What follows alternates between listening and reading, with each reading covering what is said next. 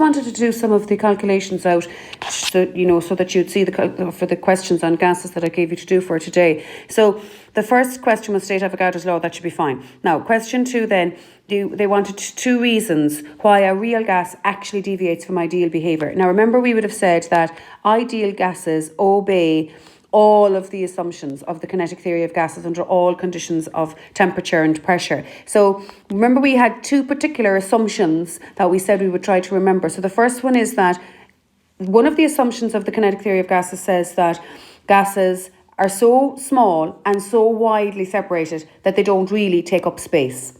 Now, that's not true in reality. Gases do have a volume. So they do take up a particular amount of space.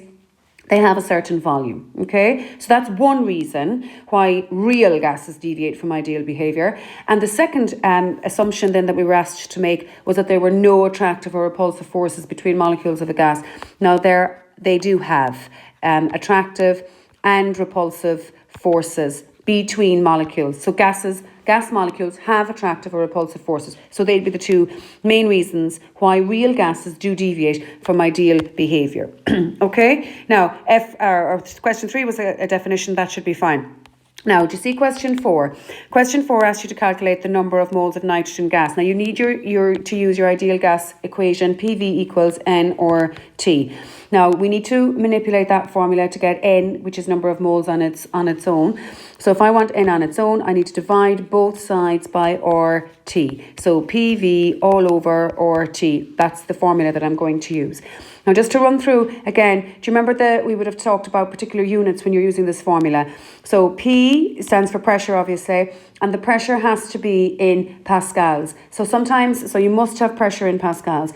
So sometimes they might give you pressure in kilopascals. If they do, you must multiply by 1,000 because there's 1,000 pascals in 1 kilopascal. So to change from kilopascals to pascals, you multiply by 1,000, all right? The volume then has to be in meters cubed. Now, we're not really used to using meters cubed, but remember we would have written in, if you had a volume of a gas in cubic centimetres, then you multiply by 10 to the minus 6. If you have the volume in litres, so many litres, 10 litres or whatever, you multiply by 10 to the minus 3 to change to meters cubed. So you just have to remember those ones there. Or then is the ideal gas constant, and we're going to use it as 8.3, but it could also be 8.31. They'll tell you that in the front of the paper. And you have to have temperature in Kelvin. So remember, if it's in degrees Celsius, then you add 273 to that to change to Kelvin. So let's fill in our equation here now. So use the data on question 4. And the first thing there is that the pressure of the gas was 1.85 by 10 to the power of 5. The volume, it says, was 6.5 by 10 to the minus 5. And then we're taking it as 8.3, and then when you multiply that by 293, which was the Kelvin, it's giving you out the number of moles there at 0.005, and that is to one significant figure. The 5 is the figure, so that's fine. Okay, that's question 4. Now, question 8 is the next calculation because the others are just definitions.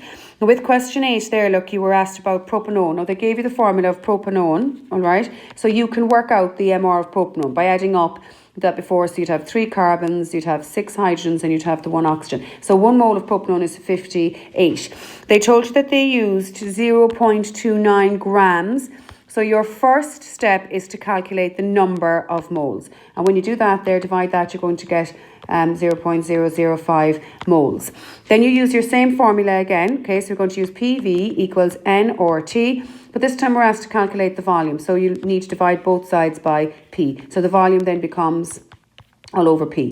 8.1 we're going to use as, oh no, that's our R, sorry. Okay, so just let me rub that out for a second. So our N there is 0.005. The R is 8.3, and the temperature that you were given, now it was given 20 degrees Celsius, so you have to add 20 and 273 to get 293. Underneath then you're putting the pressure.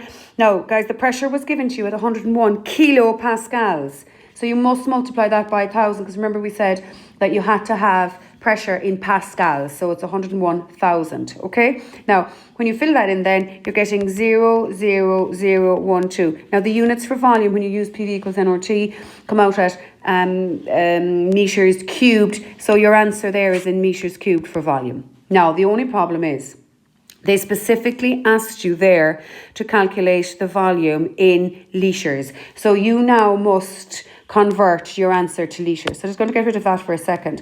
Now, earlier on, I said to you, if you were given litres, we learned that you have to multiply by 10 to the minus 3 to change to cubic metres. This is the opposite. You now have an answer in cubic metres. It's 0.00012. So you must multiply by 10 to the power of 3 to change that to litres. So you would do that, and then you'd have your answer in litres then.